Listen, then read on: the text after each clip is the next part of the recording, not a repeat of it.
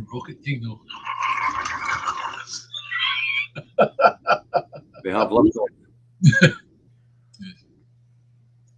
Afternoon, David. Afternoon, David. How are you? Well, right now I'm a cushion. I'm being used as a cat chair. As long as he doesn't show his bum off at the same time as like he normally did. Camera's too high for it now. Good. But anyway, good afternoon, folks. How are we today? Hope you're fine. Let's have a look, see who's in. Hi, guys. You do the honours, David. You get your put it up, aye. Aye. Right, you do the honours. Tell us who's in. All right. Steve McNeil, Lorna Shields, Nathan McAllister, Ange. Get in my pub, Ange. The problem is, you've got a mouse. I don't. So Right, okay. You carry on. Afternoon, City Flyer. Scott Hayes, Francis McKenna, Julie Brown, Jeremy Dodger, Ange. Ange says you have to listen up at the back. She's supposed to be working. Chris Fisher, Stephen Nicol, Millie Jameson, Stephen McNeil, Alexandra Rutherford. Who else? Laurie Hay, Margaret Hitchens, Stuart Crockett, Robert LeBruce, Chris Fisher, Wee Bird, Margaret Mackay. Right, too many now. Get the comments back in the boat. Ladies and gentlemen, and Charlie the Cat, how do? I hope Ginger's is all right. I haven't seen her name for a wee while. Larry, when you say how do, it sounds like actually sounds a bit Yorkshire, doesn't it? For now, for that self flag. Aye. Right, anyway, folks, we're going to get on with this. A lot to get through. And of course, it's Thursday, David. First Ministers. I know you don't watch. I can't. To be honest with you, the reason I can't stand it is because yet again, it's just a forum whereby we have people throwing stuff at the First Minister and they throw stuff back. That's it. Yeah. It doesn't actually get anything done, anything promoted. It's purely and simply so that the unionist parties mostly they can just have a good bitch about things. That's all. Funny enough, let's go on with it. First up was Russell Finlay, and he was on about the fire in Glasgow and how it would affect businesses. And he offers to take John for a pint and discuss the problems facing the pubs and hospitality in Scotland.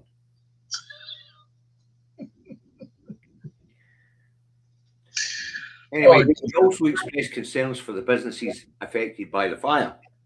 Yeah. John tells him, we're already speaking with Glasgow City Council and the businesses to see how we can assist.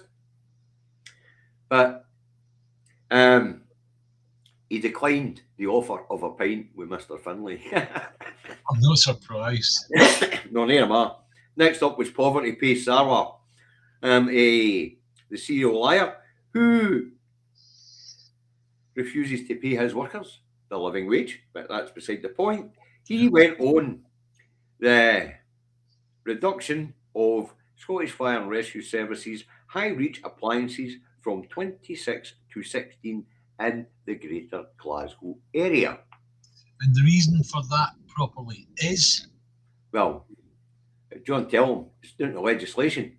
Everybody's got smoke alarms and carbon monoxide detectors. They're all interconnected. So if there's smoke in your house, you find it quick. You put the fire out yourself. So house fires and commercial fires down by 20% in Scotland since 2013. So they don't need as many appliances. They don't need as many firefighters. At the time, like just to interject in that one, at the time that they talked about making people put proper fire alarms into their houses, that costed 230 quid. Yep. Everybody went, oh no, don't be, I've got a smoke alarm. It cost me 15 quid. That'll do me, right? No, it doesn't do you. No. And the way they actually sorted out in my house, I've got 4 detectors, right? And that means I'm properly covered. And also the battery, and I don't have to get mains them. The battery will last for 5 years. End story, right? So that all well and good. That's good. They didn't think another one of these things that they didn't think would work, but in actual fact, it's made huge ingress in fire. Well, because of the size of my house, I've got one in the hallway which is connected to one in the front room. Well, they're all interconnected. Yep, the carbon monoxide detectors in the kitchen. Yep. And they're interconnected. And the reason for it really was bigger homes, David, 6, 7, 8 bedrooms and things like that. Because if you were in the bedroom and your smoke detector was in the hallway and a fire started down the stair, if you're in you're 3 flights up in the top bedroom, you're not hearing it. Whereas if you've got a fire alarm in each area, one goes off, they all go off, you're aware of it. That's right. So house fires and commercial fires are down 20%. So John tells Sarwar, we don't need as many appliances now. You know? Yeah. Right, next up, of course, we had the stuff shop, Alex Cole-Hamilton, and he was speaking about maternity care and saying that maternity care in Scotland wasn't good enough. John, do you want to know something? May I suggest just pass over that? Because to be honest with you, I am sick of hearing about Alex Cole-Hamilton. I really, really am. And at the moment, he's starting to grind my gears. And the reason he's trying to start to grind my gears is because he's another idiot that's coming out about with the anti-English nonsense. It's ridiculous. It really is, honestly. Well, he's trying to get noticed, isn't he? He's tried hard to get noticed, and nobody's noticed him. He's even more inconsequential than we were. Let's leave that part out of the show. No, actually, it's quite important. No, it isn't. His reason for raising it is still to do with the problems with maternity services in the northeast. We know there's problems. Have you got those the source of the problems from another direction? Because I really don't want to hear about Alex Cole-Hamilton. I really don't. Talk about Cole-Hamilton. I'm about to tell you what John tells him. Right, go on then. John tells him Scottish mothers deserve the best maternity treatment possible. And they do. Yeah. And that they're trying their best to resolve the staffing crisis in the northeast. Right. So, good. In the future, can I suggest you do the same with Cole-Hamilton as you do with the Daily Record on your morning programme? Don't show it.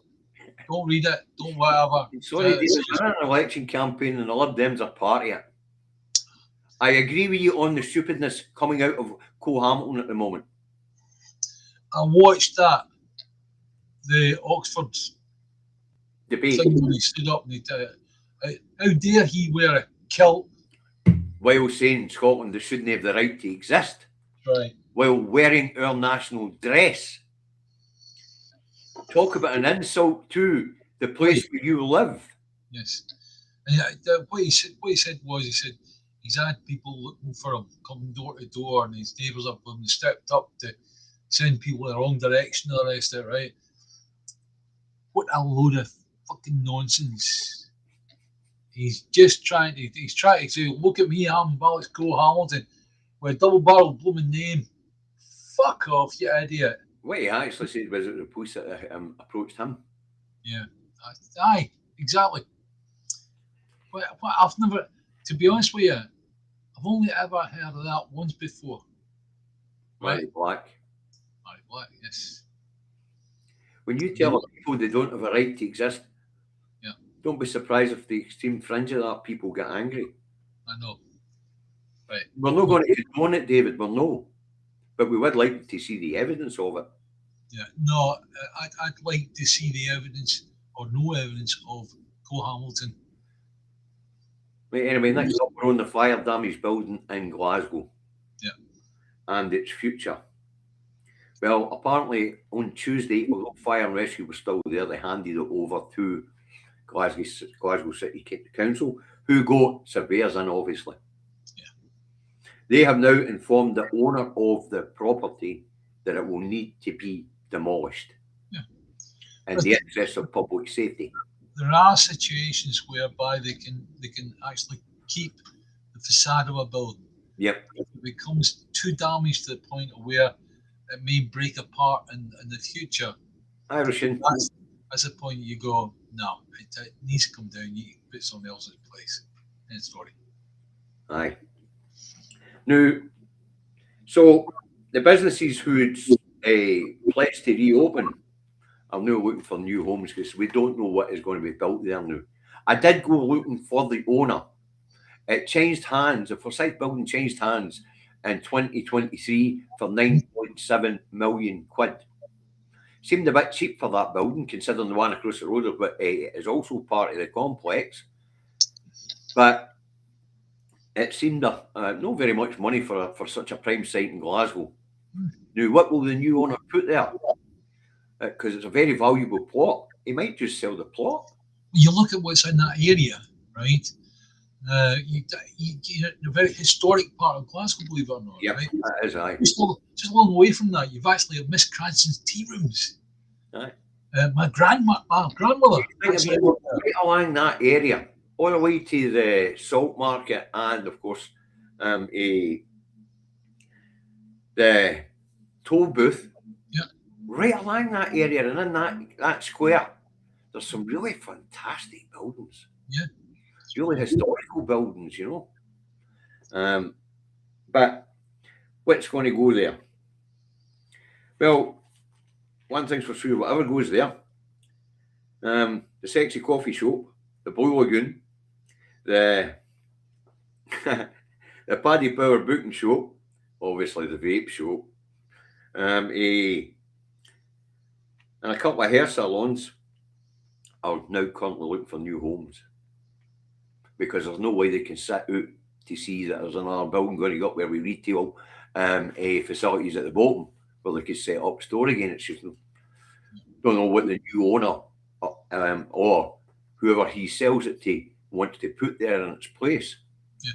And of course that'll be for negotiation with Glasgow City Council, considering the historic nature of the area. Whatever goes there will need to be in keeping with the area. The most important thing of all is who pays. John Swinney has said that he's going to try and see what help we can give to the business side, not the person who owned the building. Yeah.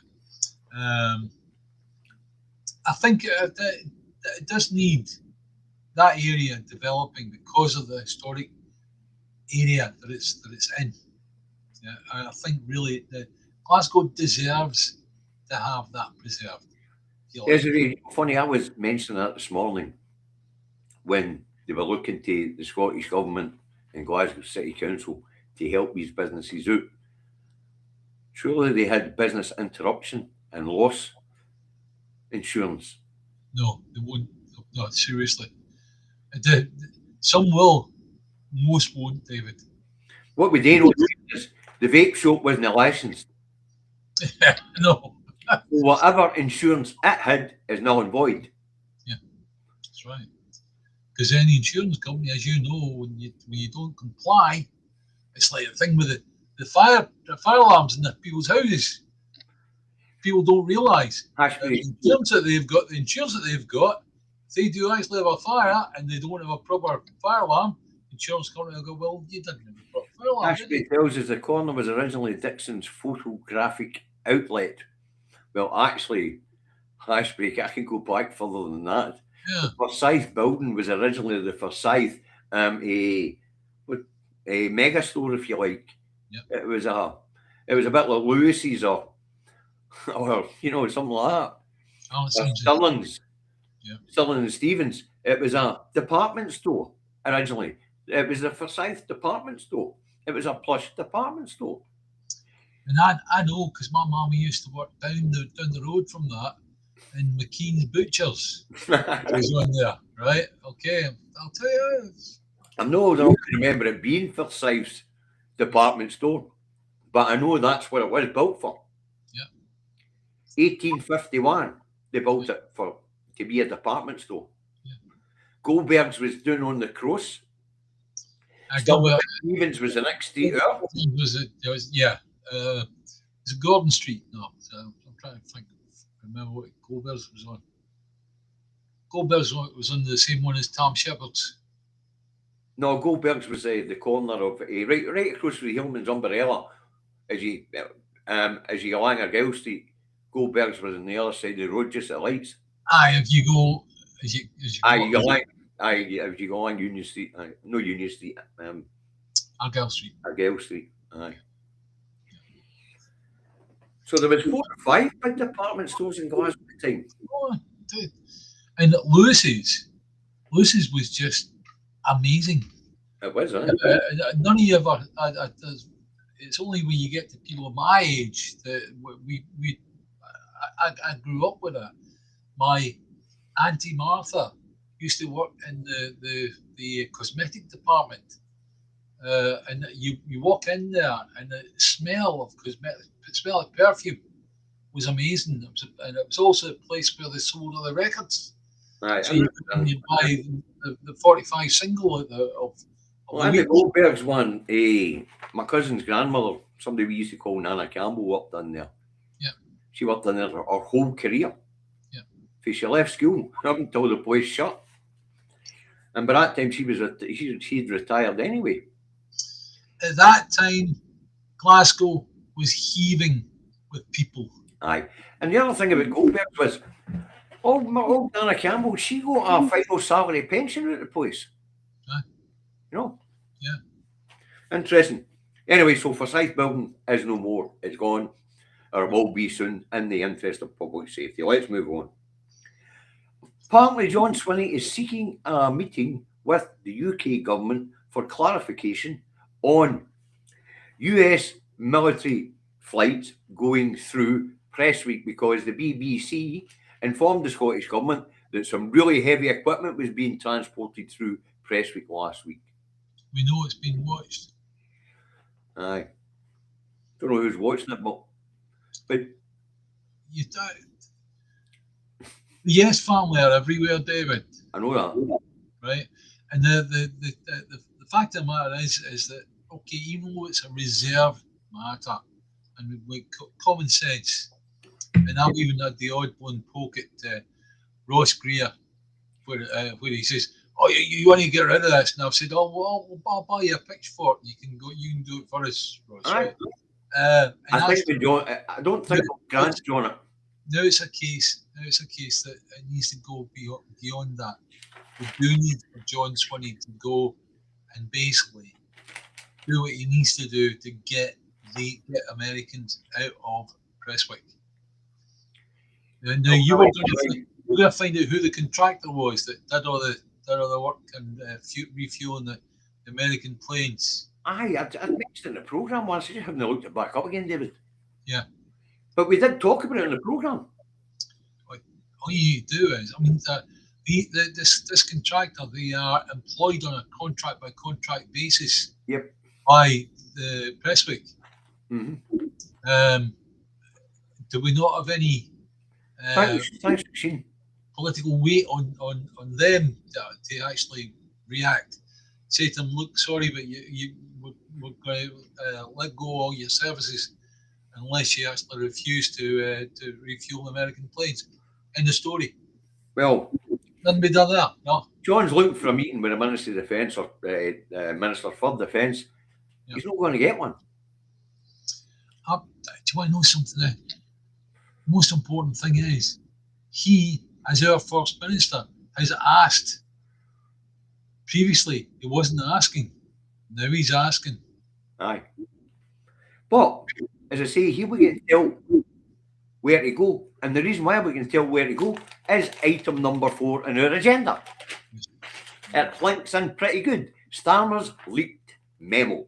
Yes. Starmer's leaked memo, which says that his ministers should just ignore legislative consent motions and impose Westminster's will on the devolved nations where it suits them. And to quote the wee ginger dog, although we spoke about this a couple of years ago, it's the end of the road, or devolution is run out of the road. No, it's the end of the road of Keir Starmer. It's the end of the road of the United Kingdom when all comes to all, right? Yes. And I think the people of Scotland need to realise, look, guys, it's the way it is. It's the way it has been for a while, and you need to get your heads on your eyes on the prize and actually get us independence in the story. Here a wee memory of Lucy's for you. Every Christmas to see Santa till she was 10. Kirsty Falls.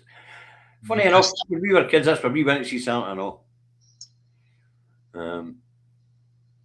But as I say, he'll be ignored, and he'll be ignored because of the revealed memo,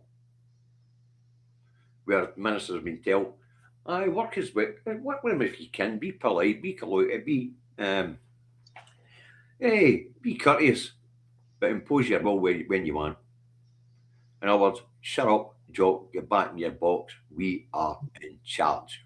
Yeah. And of course, this was brought up in the Welsh Parliament on Tuesday, wasn't it? At their version of First Ministers. Well, it was them that got the actual word on it. Yep, it was them that got the memo, aye. Yep. And obviously the Plaid Cymru leader attacked the Labour First Minister down there earlier, said she was complicit in undermining the devolution settlement of Wales. It's just Labour. Something like that. Uh-huh. That's what Labour do. That's what, and you gotta understand. It's like we did a referendum on independence. Who stood against the people of Scotland?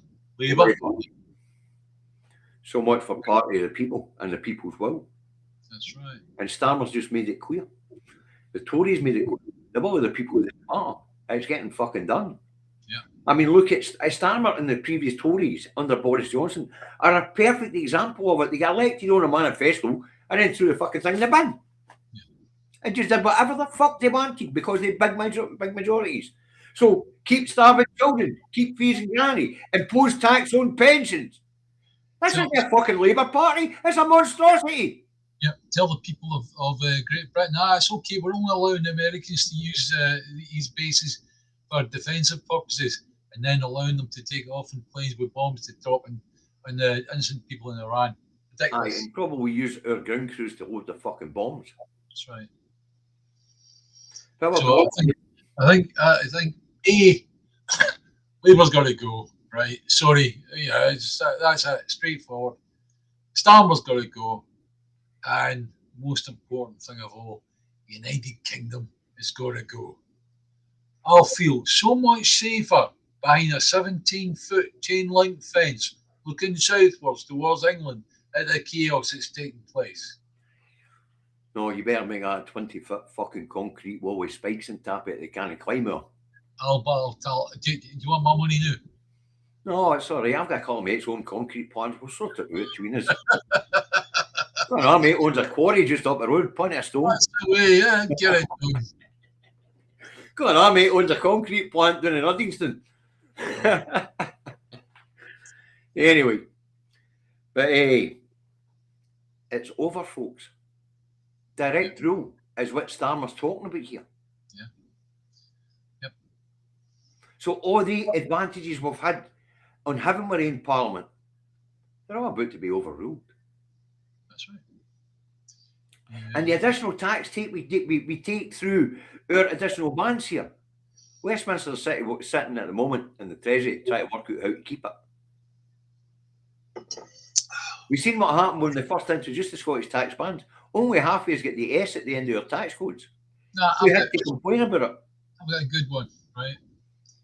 It was about somebody just brought in legislation for Scotland, that is, where we ought to pay prescription charges, right? The child payment was taken away. University education was going to end up costing.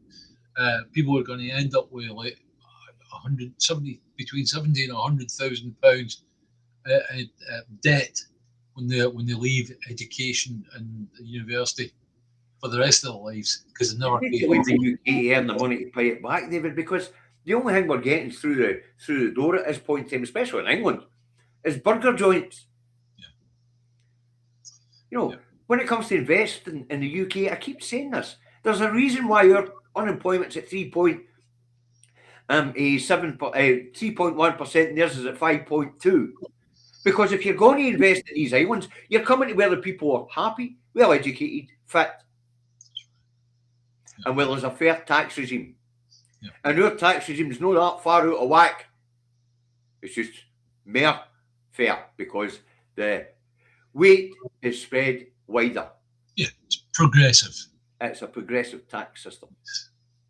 But that will all be over because the previous two governments have decided to use something that they've called muscular unionism, where Westminster is king, and if it decides it wants to overrule the will of the Scottish people in the Scottish Parliament, then it'll fucking do it. Yep. That's what we call colonialism, where the local governors go carte blanche until the central offices stop. The thing is that people in Scotland seem to be unaware of the fact that it's them that give these idiots in London the power to do this. You take that power away from them in your own head, you take that power off them and say, no, our government is in Edinburgh. Straight away, that changes everything.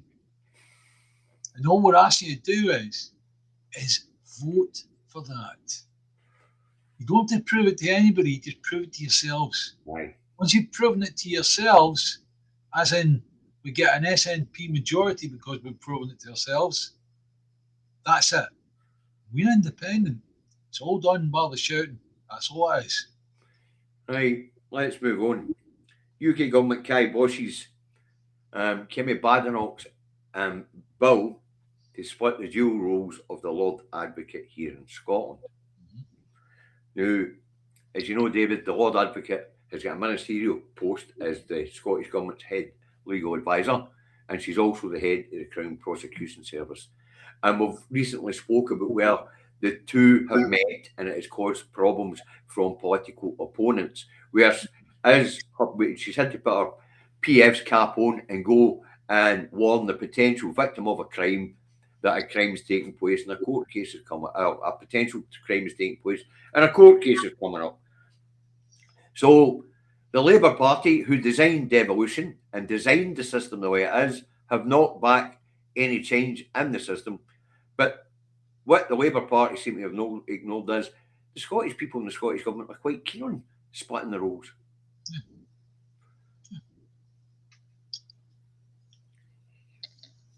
Different culture, different values, different country, independence, independence, independence. Thank you, Stephen. Oh, thanks. Thank you, Stephen.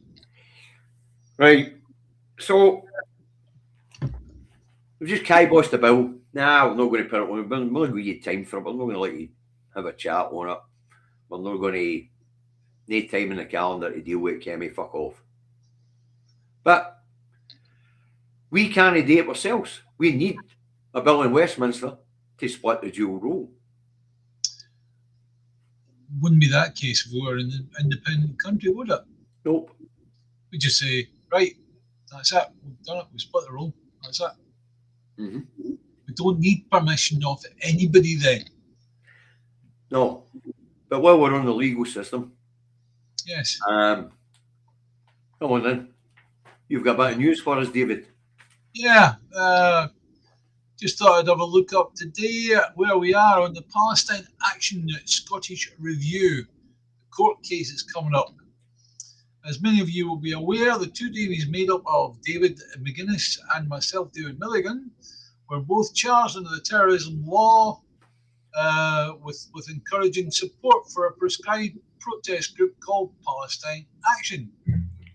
We set up this civil disobedience due to the wrongful prescription of a protest group and also to highlight that free speech and peaceful protests are still encouraged and protected in Scotland. So below our data, here's the details of the date of this review. Right. We've now got the 17th and 18th of March is the dates when it will go ahead. So 2 days. Yeah, that's right. And of course, David, as we know, the High Court down the road have said that the prescription was illegal. We expect that the Scottish review will come up with the same conclusion. Yeah. Where's it gone for there? Well, let's say that it gets to the point where the appeal has failed down in England, and the review comes up whereby in Scotland it's been knocked back as well. What will happen is that the Westminster will attempt to take this now to the Supreme Court to have it heard, and for them to actually make ruling on it for both England and for Scotland. Yep.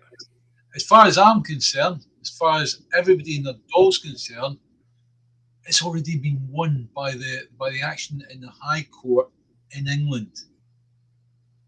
Well, it's about to be a pincer move for Scotland, and then of course both will end up under scrutiny of the Supreme Court. But what does that mean? Well, it means that our situation drags on.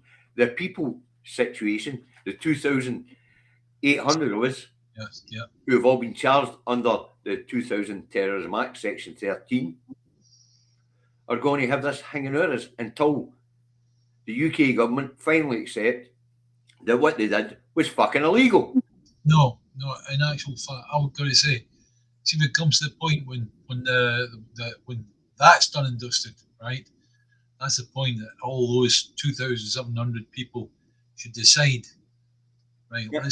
Let's take a class action out against the British government. Yep. Let that be the thing that's dragging on, because at the end of the day, if it's dragging on, it's not going to look good politically for any of the Labour bods down in Westminster. No, but we know that's what's going to happen, David. You and I are going to have them for wrongful arrest.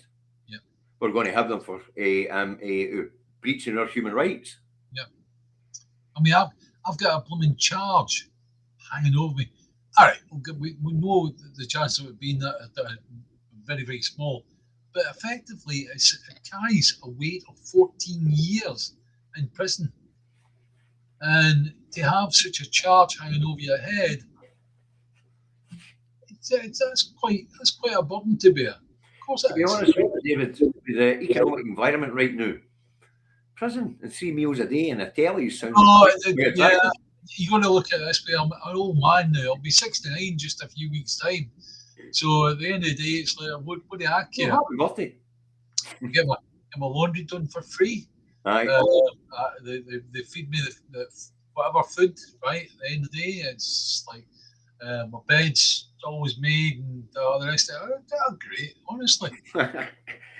yeah. What bed's made? It's a duvet you get these days. You just spread it up. Do you? Aye. I didn't know. No, I haven't been spent long in prison. It's like I don't know these things. But anyway, yeah, I'm aware of what's going on. You know, I know a couple of people have recently been in the clink. They take their duvets in with them. Right. And the fact of the matter is that if I end up with a cellmate called Nancy, who's 6'5", built like a brick shithead and wears stockings going to bed, that's not a problem to me because I really, really don't care.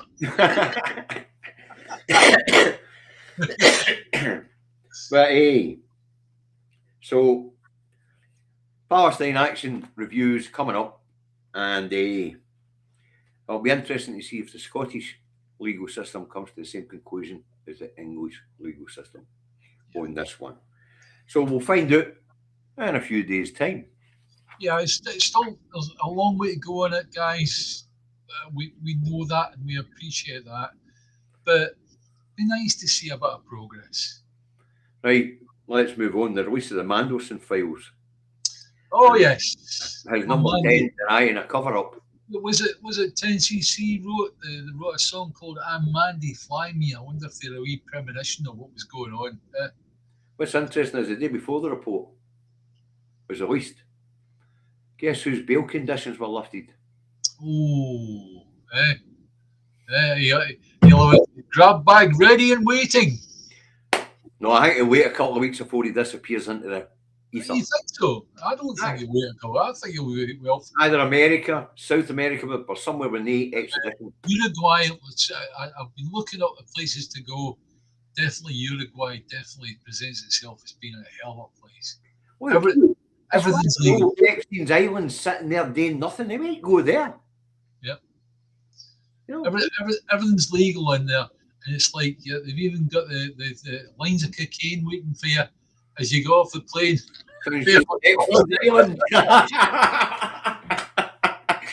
Except for in Uruguay. Yeah. You don't provide children. Uruguay everything needs. Yeah, Uruguay's they've won the World Cup twice. I understand. Yes, Uruguay twice a year. Oh, very good. Yeah. Anyway, so the Mandy files are out. Now, according to political correspondence down that road, there's nothing in them that will give a hammer blow to end Keir Starmer's premiership. And you say, what the fuck do you need to end this man's premiership? Well, the answer is probably going to be the elections coming up. No, it's just, no. In actual fact, 1019. I've told you all my premonition. 1019 on the 26th of March. That's just like a couple of weeks away, right? It's a vote of no confidence by Kemi Badenoch. Yeah. You think so? Yes, Badenoch. It has got a feeling 1975, 76 about it, hasn't it? Yes, definitely. It's got the feeling of government that's about to collapse. Yeah. And it's like that. They're all teetering on edge. You know, it's like that. You know, in Penny Falls, you used to playing the games where the puggies were and all this, right? You put a penny in, and you see the pellet, and then the pennies forward. Then all of a sudden, it'll go. That's the point that we're at right now with the British government, with a Labour government. Because I'll tell you what, seriously, it just needs a few extra pennies slipping in, and it'll be away. Anyway, apparently, Starmer knew exactly about his connections, and it doesn't appear that Mandy lied to him. It appeared that he ignored the advice of his top aide and the outgoing ambassador. I told you this morning, birds of a feather flock together. But that's the sick thing about it. You think about a political. No, but we know that across America, they already knew that was the talk about being the ambassador to what the White House. The White House is Epstein central as far as that's concerned. So what they had to do was they had to get an Epstein man to go and stand with all the Epstein bods and be accepted. Aye. No, let's get to what I was going to say there. You're absolutely correct, David. But imagine a state thinking like that. Oh, David, you know. Why wasn't the state pursuing these fuckers? Instead, they were employing them and sending them as ambassadors to America. Folks, you think about that. That is a political system in the state apparatus that we operate in. These people think it's all right to promote a paedophile because he's going to deal with a paedophile. For fuck's sake! How did we get here? We got here by believing what Starmer was saying about the old guy with a beard who used to be in charge of the Labour Party. Oh, Corbyn. Yes. Mr. Your Party. There's no going anywhere. Yeah. The new Alpha Party. I wonder how long it will last. The fact that he was saying, oh, he was anti-Semitic and all this stuff. What the fuck's anti-Semitic? A load of fucking nonsense. Somebody that doesn't like 4 different languages that come from an area. It's what it comes to. Seriously, that is it. I know. But anyway, apparently there's nothing in the Mandy files that's going to knock Starmer off his chair, which is highly disappointing. I can't wait to see the fucker fall. In actual fact, I've got to say the exact opposite. That is exactly what's going to knock Starmer off his perch. Well, Kemi Badenoch's in the papers this morning, as you know, David, shouting for Labour MPs to dislodge him, get rid of him. His judgment's no good. Yeah. Imagine Kemi Badenoch coming away with shit like that when she served under trust, I think she did. 26th of March, emergency announcement by Kemi Badenoch. The House of Commons will be flooded, right? And at the end of the day, she will announce a vote of no confidence. In the story. Aye, but he's got a huge majority. Is it going to be enough of a rebellion to overthrow him? 10/19, 26th of March. Right, well, somebody write that down. I can't be bothered. Oh, I'm gonna. I guess I better write that down. Anything you right here? Oh, it's in here. Give me that again. 10:19 hours. AM. Yep. Hold on. A pen that fucking works. 26th of March. Not going well for a pen that works here. 26th of March. Yep. 10:19. Oh, we've got one that works.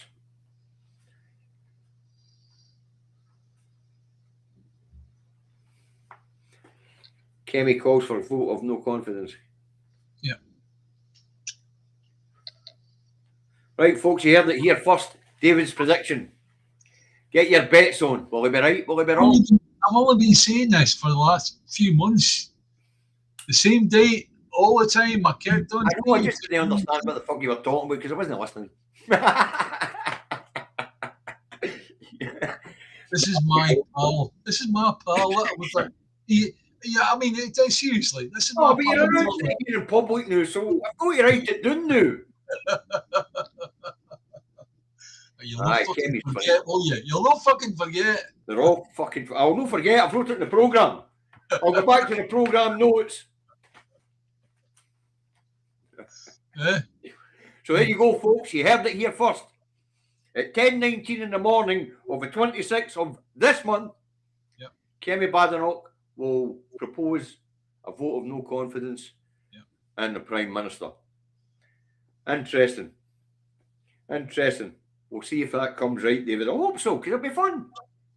Yeah, it would be extremely fun. That's good TV. That really is good TV. It was great TV back in the 70s when we only had 3 fucking channels. It'll be even better. We only had 2 channels, actually. Even better TV now. Callahan's words, like they're burned in my memory. He says, "We will take our argument to the British people." Aye. And he fucking lost. Ah, dear. I mean, we had chaos our way through the second half of the 70s because of it. Because of the unions and the power that people would went to their heads. It was fucking mental. 3-day week. Fuel shortages. General strike. Power outages. You name it, right? And it's like, it was just... You get thrown back to dark ages, David. I'm always cooking dinner on a fucking coal fire. Wow. Jimmy Savile and Jim fixed it for me. And then here's the fixer for Charlie, for sure. Exactly. Quite a few others. Yeah. Thank you, Liz. Thank you very much. That's generous. Really generous of you. My goodness be, Liz. Got as I was telling David earlier, got details of 2. I'll deal with that on Friday. The other one's not got back to me yet, but as you know, these places are only open a day a week, so the people might not answer it until next Monday, David, Liz, John, the truck driver, van driver now, he's not taking me on, he's not adopted me. Can you adopt me instead if you're putting up that amount of money on please? No, I'm just a pinster. I'll send the code because it appears there's not going to be any circumstances that this guy's going to face. £50 for £4.99. Thank you very much. Your bet's on the 27th of March. Hey, see now. I didn't remember. It's not for betting because I haven't got any money where I could say I'll chance £1 or whatever, right? However, it's bragging rights. Put up what you think is the date that will get rid of Starmer. If he's one. You might have a sweepstakes. Somebody write all these dates down if anybody puts them in. Now, Mr. Rees disagreed with your time and he's using pound notes to prove it. He says 10/19 and no 10. Hey, he has said he agrees with you 10/19. Yeah. Oh. I thought you said 10/26, but wasn't it 10/19 on the 26th? On the 26th, that's right. Because I looked in, that's what I've written down. Yep. So it would appear in pound notes and pennies. Mr. E agrees with you. Yeah, there you go. Marvellous. Right, let's move on. It would appear that the United Union have decided to cut their funding to the Labour Party by 580,000 in protest of inaction in the Birmingham bin strikes. I detest the idea that any trade union are given any money to a party that would do what the Labour Party have done. If it was the party of the people, fair enough. It's definitely not the party of the people now. Ask the bin men in bloody Birmingham. You know, that's a full year that strike's been going on, David. And the Labour Party have stood square against these employees. Square against them. Now, Unite last year. What happened with Glasgow City Council? What happened with Glasgow City Council? Well, Labour spent huge amounts of money getting the legal representation against the woman in Glasgow City Council. That's ridiculous. Aye, more importantly, Bouncy Boy Leonard and his wife designed a system in Glasgow City Council where you would be a grade A and she would be a grade A, but you'd still get paid more. That's right. Can you believe it? Yeah. Right, anyway. So last year, Unite gave Labour, £1.49 million in contributions. So Unite Union members must still be making their contributions to the Labour Party. Yeah. So if you're a member of Unite Union, folks, you do have the opportunity to opt out from payments to political parties. Robert Bruce made a good call in there. I don't think Labour Party needs union money now. Labour get the money from their paymasters. Correct. Paymasters are. Because that's what Starmer and McSweeney did. They spent the last few years not just undermining Corbyn, but modelling the Labour Party on the Conservative model. Yeah. And as the Conservative star wanes, they went and spoke to the big Donalds that were giving money to the Conservatives and said, we'll do it. Yeah. And of course, we've got the Israel lobby in tap of that as well. Right. Oh, absolutely. But it's time these unions just snip ties with political parties. And it's about time political parties were publicly funded, and that's it. No, they need to make them wear the same as the Formula One drivers do. It's a one-piece uniform. It's got all the different sponsors on it. Huh? Aye. Right, we've got 12 minutes left. Let's get to fucking the Middle East.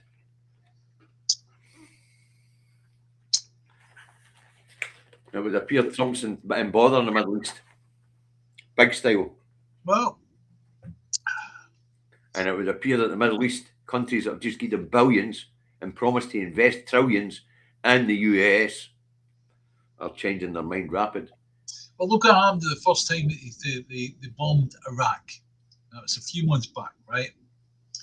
And if you remember correctly, that the Israelis actually destroyed part of Qatar. Do you remember when we're going to do the negotiation for a ceasefire, and the Israelis came in and bombed the building where the negotiators for Hamas were? Aye. Remember that? Aye.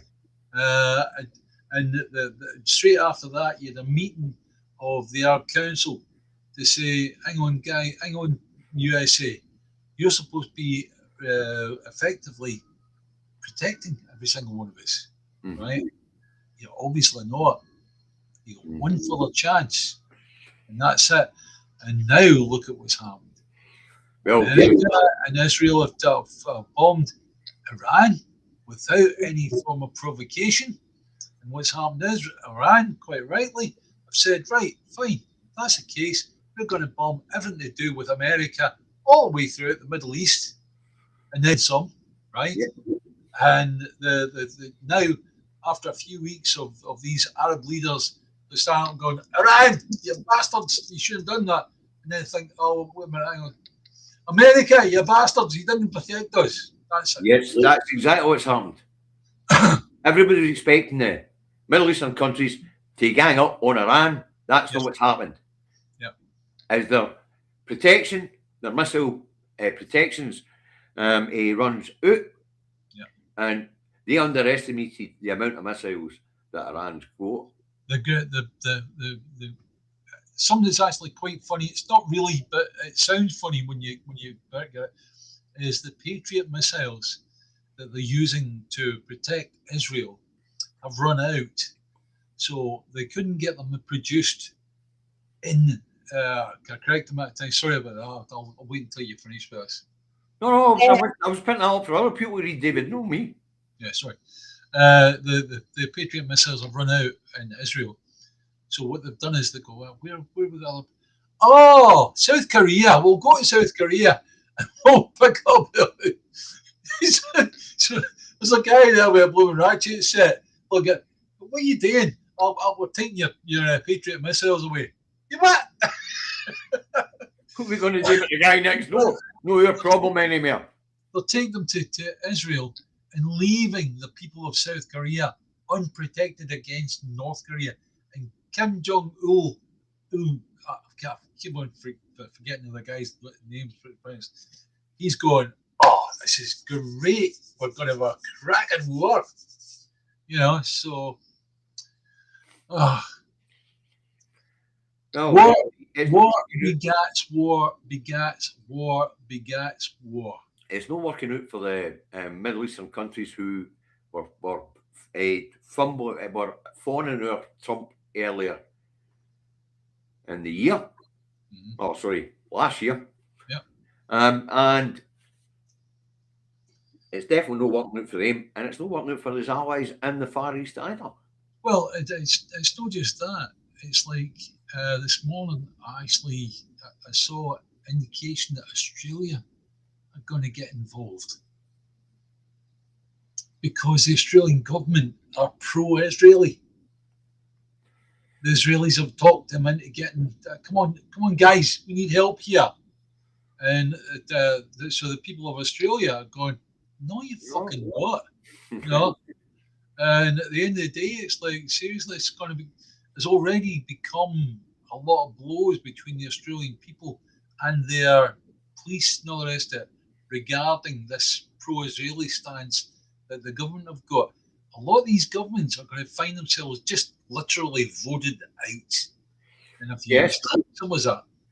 But what we need is for the leaders of these countries to find themselves in the fucking dock. No, these leaders are part of the Epstein class. I don't believe that, David. What I'm saying is, Starmer's complicit in a genocide. He'll get nothing will happen. Tony Blair, complicit in an illegal war. Nothing happens. Yeah. Until we start seeing these people being made, taken to task and gone to court and being in prison for their actions while in office, then they'll keep behaving like that. Well, that's Denmark, Netherlands, and Sweden have all made Netanyahu as being now taken automatically to the International Court of Justice if he uses their air corridors. So any part of their air corridors, I don't know how it actually works, but seemingly that they have control of a lot of air corridors, and the main air corridors, he would go right across the Atlantic to America and all the rest of it, right? So if he enters any of those air corridors and has to land anywhere on any of those, then he automatically will be up for being arrested. Well, to go back to the earlier incident, because I never got to finish what I was going to say about that. If John is granted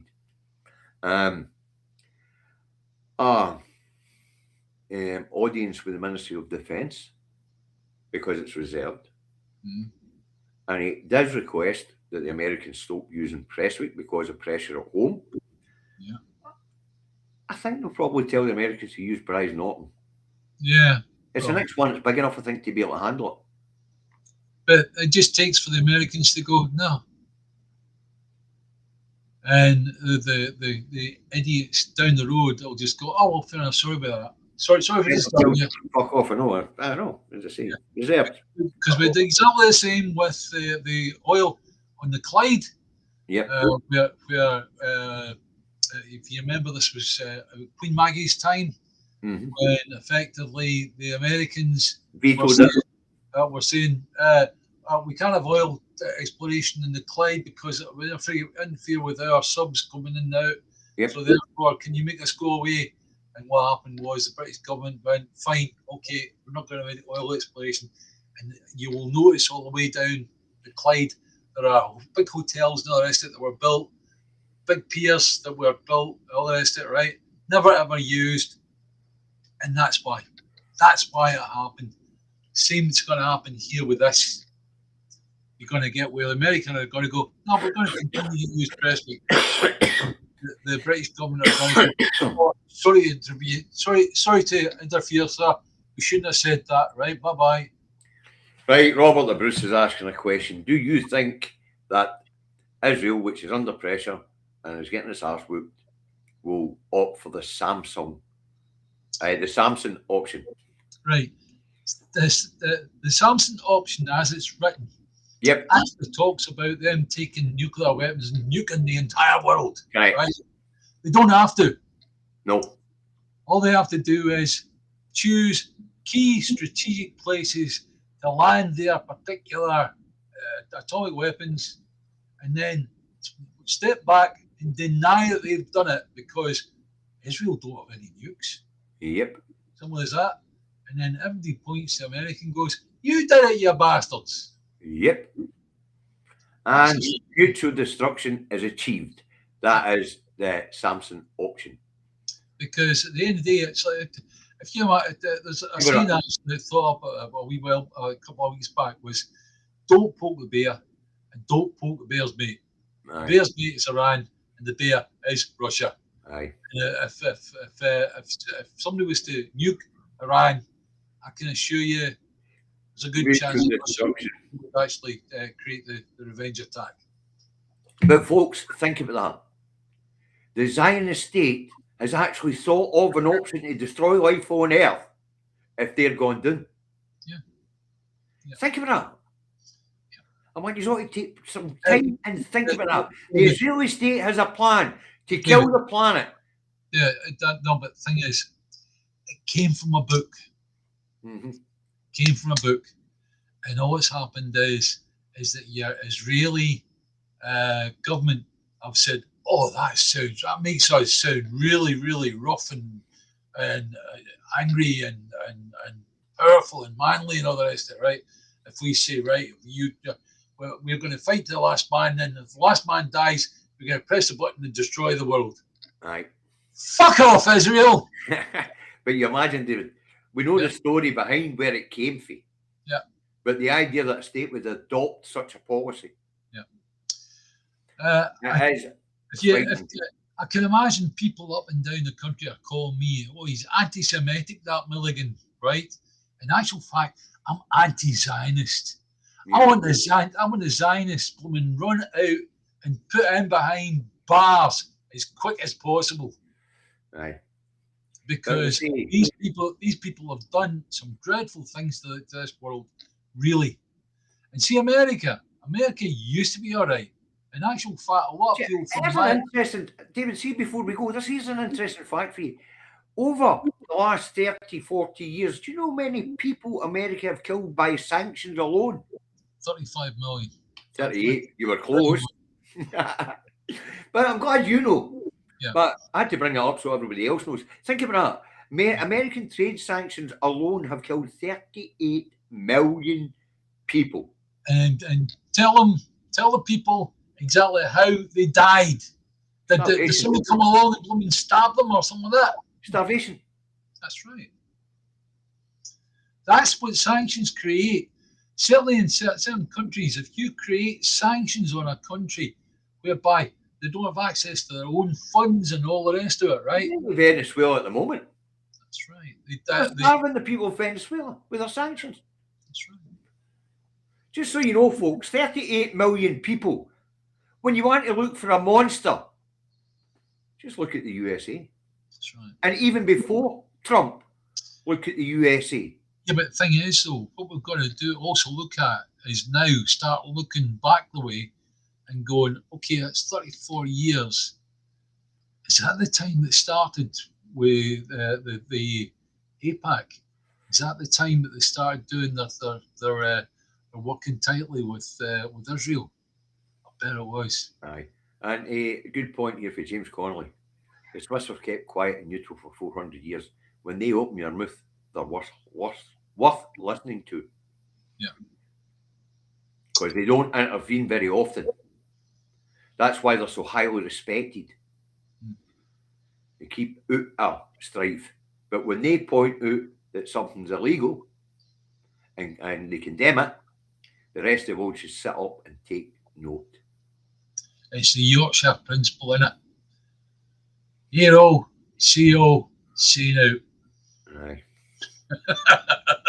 Right, I'm afraid that's us time up, David. In fact, we're a wee minute out, and I've got work to go to. I'll need you at the door in 29 minutes. Guys, it's been wonderful yet again. I've talked to my pal here online, and it's like, I hope what we've actually brought up has been stuff that you're interested in.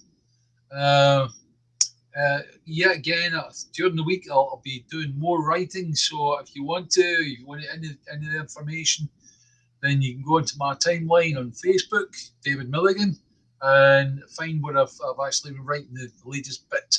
Are you not uploading it to Wee Scott's Dog anymore, no? What, the Wee Sovereign Scott? No, Wee Sovereign Scott, your vlog post. No, I haven't uploaded to Wee Sovereign Scott in such a long time because it wasn't getting the passing traffic. Okay, fair enough. Yeah, so when I hear this podcast thing, I thought people keep saying you two need to do a podcast. I thought this was a fucking podcast. We're doing a podcast. What are you on about? This is it. You don't get any more poddy than us pod. Oh, pod. Us two pods sitting in my pods talking shite. Right, David, I've got to go. Folks, thanks for tuning in and great numbers again. Thanks for your kind donations to the Food Bank Fund today. Thank you to the mods for moderating. David, it's time for independence. And eyes on the prize. The prize is 2026 SMP Un and Droit if you live in certain areas, and it's up to you today in any other areas. David and I will toe the party line as usual. Bye for now.